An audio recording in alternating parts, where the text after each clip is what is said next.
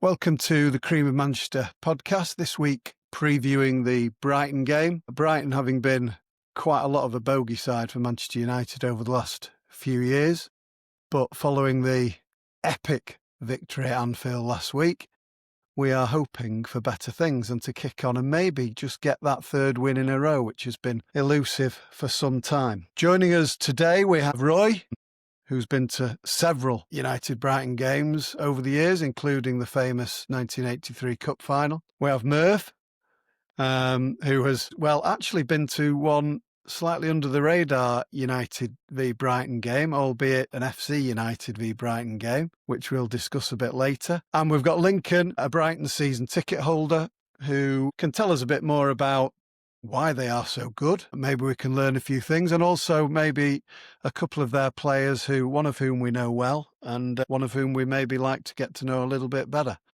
So first question, Lincoln, is Danny Welbeck the greatest player Brighton have ever had? Probably value for money, considering he came on it free. You know what? I don't know. I think even in the Premier League era, Glenn Murray, through that position, he might push Danny, but in the rankings. But look, I mean, I think he's been a brilliant part of the squad. Anyone who knows anything about Brighton knows that at any given time, it's quite a young squad we have. People like Danny who bring that experience, not just what they can offer on the pitch, but keeping everyone's head screwed on right, and having a big picture in mind. It's really valuable. If he didn't have the goals in his locker, I think he'd be a crucial member of the squad. But what he's done, not just over the course of his career, but especially last season. I mean, it was his best goal scoring season of his career, right? Danny Malbec, aging like fine and wine. Yeah. And I was talking to Roy before we started just about the fact that, United let him go too early. And I think that's accepted in hindsight. I suppose at the time there were quite a few who were, eager to see the back of him. He'd had some poor games for us, but, like I say, in hindsight, looking at what came after him, we miss him.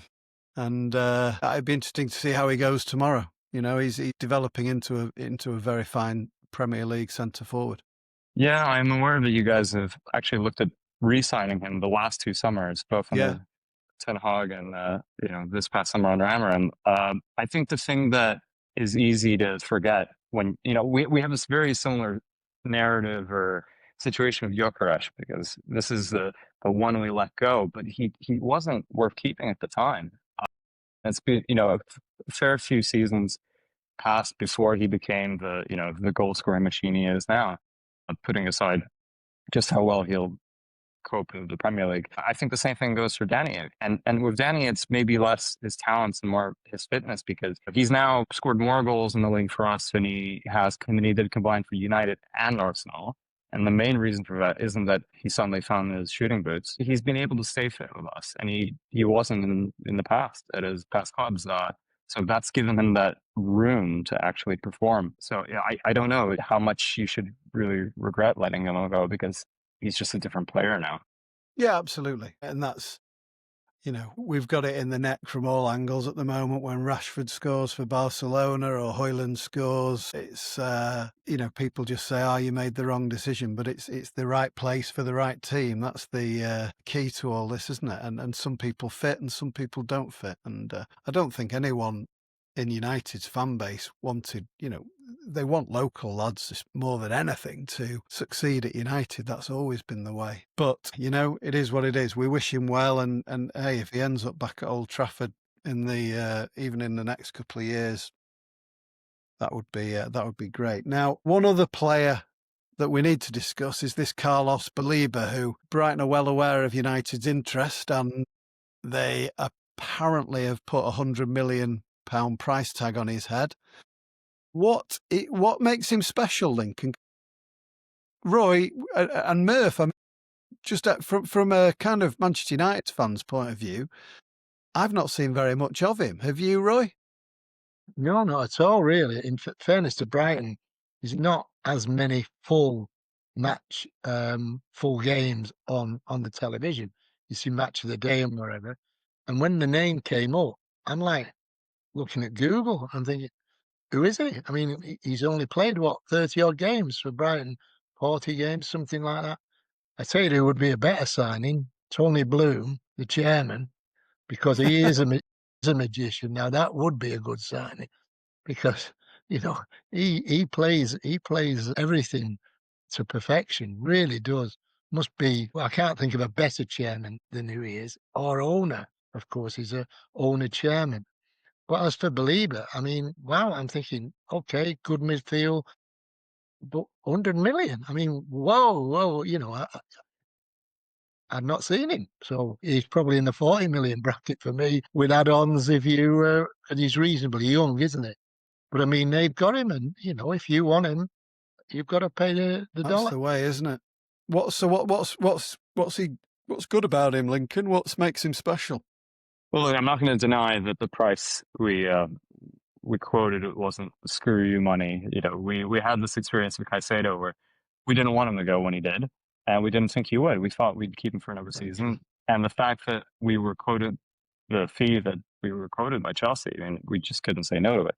So I think it's a bit of a similar situation where it is in part a tactic devised to keep him here.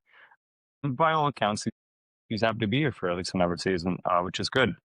But look, I mean, the kid's a beast. He somehow has strength and aggression and flair. He is essential for our defense. I mean, I shudder to think how we would cope for a whole season with him out of form, the way the way he was until this past weekend against Newcastle, because we need him there to shield the defense, to screen. But I think something that he has that we have a line of maybe 3 or 4 now defensive midfielders that have come out of Brighton that have gone on to do great things. Basuma, who went to Spurs, Caicedo, who went to Chelsea, and Baliba's the latest in that line of defensive midfielders. What he has that Basuma definitely didn't have. Caicedo's maybe developing. He's being given that freedom at Chelsea. Is also going forward. His long range strikes. He runs into the box. He's quite a threat as well going forward. And he's so young. I mean, he's a talisman for his national side. And I think he's only, it'll sound funny to say that considering I think he's got like 10 caps. But I think if he's fit, he's the first name around. And yeah, he's vital to how our team works, which again is partly why we would quote 100 million, because why should we want to go back into the market and find a replacement? If we have to, we will. We've got Malik Alkue on loan at Swansea, who a lot of people think is the Belieber replacement already in the building. But he's so young, he's still got room for growth. I think he appreciates that, and he's just such a key part of his team that we're very happy to still have him. Good. Well, it might be worth, Remo. It might be worth us finding out who Brighton have got in line to replace him, because he'll be a lot cheaper than what Lincoln just said. The lad at Swansea. I didn't catch his name. Yeah, I won't repeat it. What was his name, Lincoln? I'll just write it down. Malik Alkue, I think he might have actually come to a lot of English football fans' attention for the first time this weekend, because he was sent off for a headbutt the other night. We don't need that. Well, to be fair, I think he's 19, so he's definitely got a lot of room to grow in terms of maturity sense. But what I was going to say was, boy, what you're getting at an issue that we're increasingly facing, which is that it used to be the case. So we'd fish in these ponds, especially South America, but not only, and we'd be the only clubs looking. Or I know that there are exceptions. I know that United looked at Caicedo, decided that they didn't want to gamble on him. But now, if we look at a player, even just send a scout out to look at him, watch him in one game, it's all over the internet. It means that a lot of the time we're not even able to progress that far in talks for players, because the mere association of Brighton means they're on someone else's radar now. I think Bournemouth are having the same thing happen to them. And sometimes it's not even real or interest. Sometimes it's reported because the agents know, if we say the Brighton's looking at our player, we'll get some bigger fish looking at him. And then, and that works. So, we've recently started buying fewer players in South America. And some of our fans have wondered why. Well, a big reason why is because that's no longer a market that we're kind of alone in. A lot of clubs are just going straight to the source. And, you look at Chelsea, and they're just buying kids directly from South America. Nottingham Forest are doing the same. Why? Because they know, we don't have to wait for Brighton to buy them and then charge us double. Yeah, it's an area United have been behind the 8 ball in for a long time, and hopefully it will improve. But yeah, like Roy said, you end up getting bent over for 100 million every time you want a midfielder. You either grow them yourself or you go and find them yourself. Yeah, it's a tricky one. You've got Mane. I mean, it's amazing that he can't get in the squad. Yeah, a big controversial call at the minute, that one, I think. A good player, but who doesn't seem to fit into Amarim's, certainly his first 11. But I know a hell of a lot of Premiership sides would kill for Kobbie Mainoo in their team. But we'll leave that one for a minute. Lincoln, obviously this was slightly painful for us, but your favourite games over recent years against Manchester United? Do you know what? I've been to 4 or 5 now. I did happen to be present for your one win in recent years, not on penalties, the 2-0 at the end of the De Zerbi season. I mean, that game would have ended differently if everyone were not marinating in the news that he was leaving. I think there's my favorite score line, and then just my favorite game, the 4-0 under Potter. That was a great game. I think Ronaldo was just left scratching his head as to what was going on around him in that game. But obviously, just emotionally, I think the 1-0 home that clinched Europe for us with the McAllister penalty. I mean, that's an all-time game just for the finality, really, for Brighton fans. When we knew that it was all, it was happening. Was that the game Luke Shaw decided to play basketball in the 95th minute? Well, but yeah, I think that was a really cathartic game, not just because of the previous month's cup exit, but because we still weren't sure that we were going to get over the line and get into Europe. But, it ended up being a tight finish at the end of the season, and yeah, that was a great game. And obviously the FA Cup semi-final a couple of years ago being probably a bit of a kick in the teeth for Brighton. I remember going to that thinking Brighton were favourites for that game. They weren't with the bookies, but I remember thinking that game, and it could have gone either way, I suppose. It was penalties, wasn't it? But I was very surprised we came away with the win that day. It was definitely a kick in the teeth for us. I think most Brighton fans will tell you we should have won in the 90. Shouldn't have even gone to pens. I think there'll be disappointment about the fact that we didn't have the right keeper for that game. Sanchez is a good shot stopper, but we would have rather had. I think we would have rather played Steele in hindsight. Yeah, I mean, I still think that had we gone to the final, we would have given City a real game. I know that it was a fantastic season for them, as you will be aware. That if not then, I don't know when we would have come so close, other than '83, of course, to actually lifting a trophy. So that definitely feels like a missed opportunity. I think our attitude to the cups, especially after last season in the Palace, is we have to take them seriously. Not that we were neglecting them, not that we were playing B teams necessarily in the cups, but I think we aren't simply looking at setting qualifying for Europe for the league as our ambition. I think we recognize that the cups are very for the taking. We're going to go for it. Yeah, I think it's interesting, isn't it? Teams that have come up within the last 15, 20 years, they want to consolidate and their money. There's got to be a point where you actually start winning things, and I think there's a recognition now, isn't there, that those FA Cup, League Cup, there's a real opportunity there to win some silverware, and that's ultimately what the fans want. I know, there's if we get into Europe, we get more money, blah blah blah, but the proof is in the pudding of winning silverware. So, you were there in '83, Roy. Good day out. I got absolutely drenched. It chucked it down. I just I went to the 2-2 game. We'd flown in from Malta the day before, and I was up early Saturday morning, drive down to London. Absolutely chucked it down. I had a great view. So where I'm sat on the halfway line, I had a great view of Wilkins,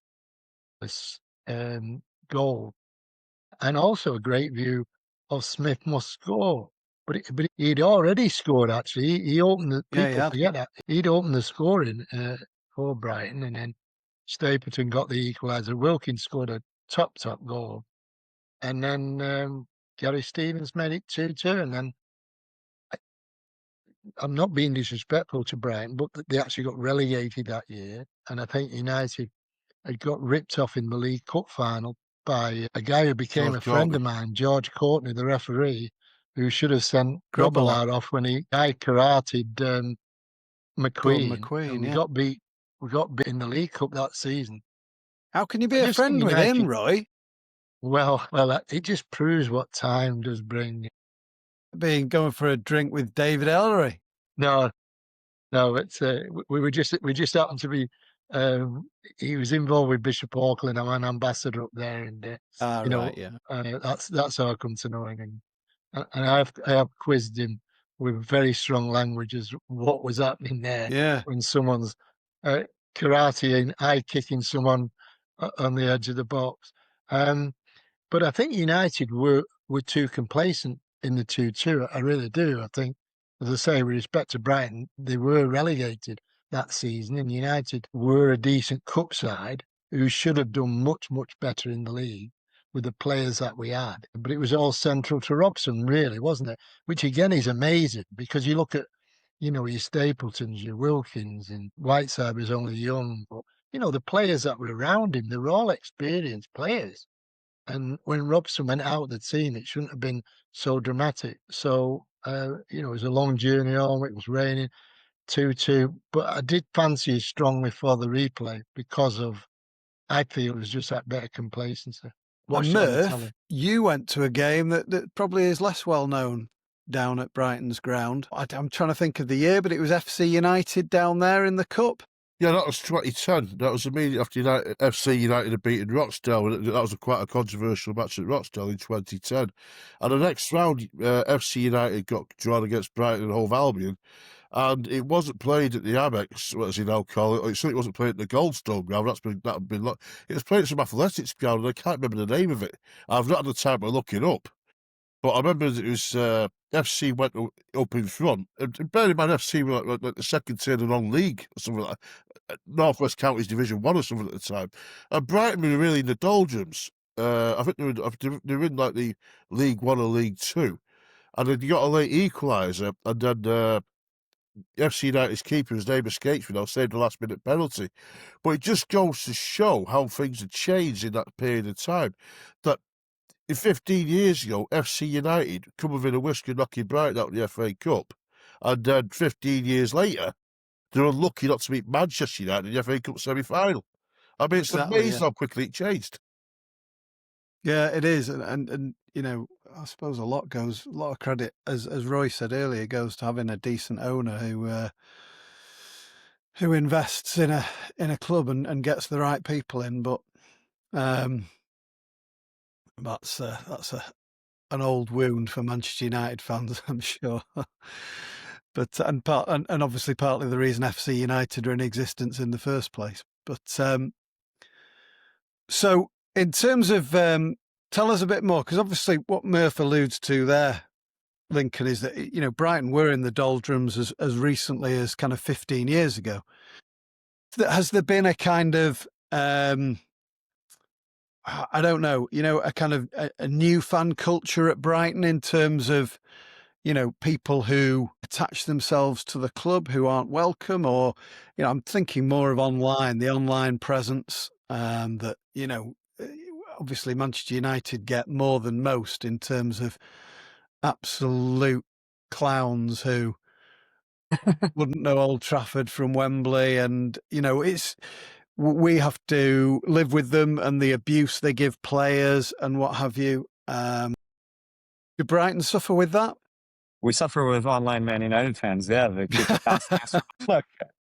I mean, as someone who started following the club 4 or 5 seasons ago, I'm not the best placed to comment on it, but I know from speaking to people that really the big wound that was left by those years in the wilderness and the doldrums, but it's just there was a lost generation of Brighton fans. There were so many people in the area who, didn't grow up supporting the club because of the state it was in, and the fan base had remained, it was very loyal, very close knit, and those people are still going to games today. But and of course, Europe was just unthinkable for them when it happened. But I think the club is healing. There are a lot of young people in Sussex who support the club. Obviously, they have an international fan base now. I'm part of it, but most of that comes from smart recruitment in markets where the players we pick up, they might not be known to even us. They might not be known to other fans of football here in England, but they're beloved in the countries where they play, the countries where they come from.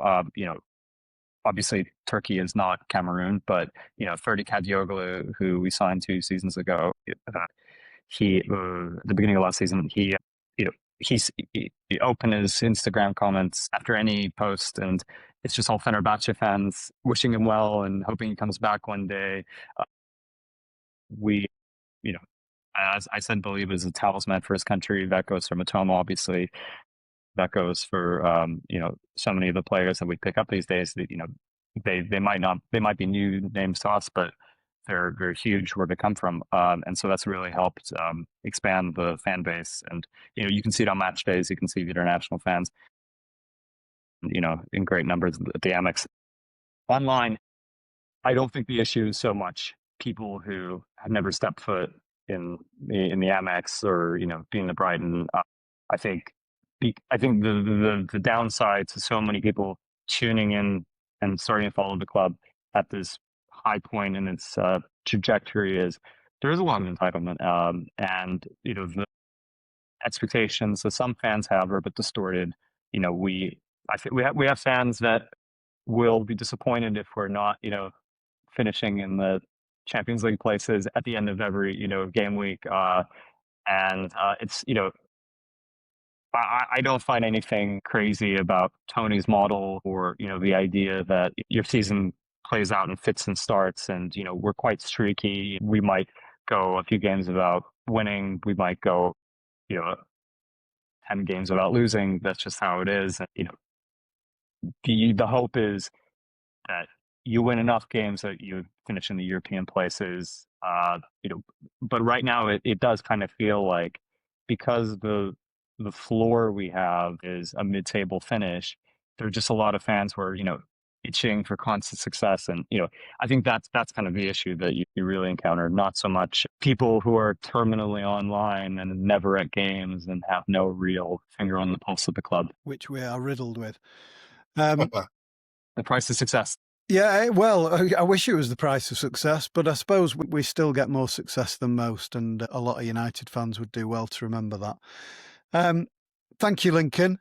Thank you, Merv. Thank you, Roy. Looking forward to hopefully a good game tomorrow, and for 3/4 of us, a United win. On your part, Lincoln, let's hope Belieber plays well, and let's just hope good 90 minutes, and well, for Ruben Amorim, a 3rd victory in a row, hopefully. But we will see. Keep your eye on the socials. Obviously, Cream of Manchester, Spotify, Apple, YouTube, etc. Instagram, Twitter. We're all over everything. Get in touch with us and we will respond. And enjoy the match and enjoy your week. Take care, everyone. Goodbye. Cheers up.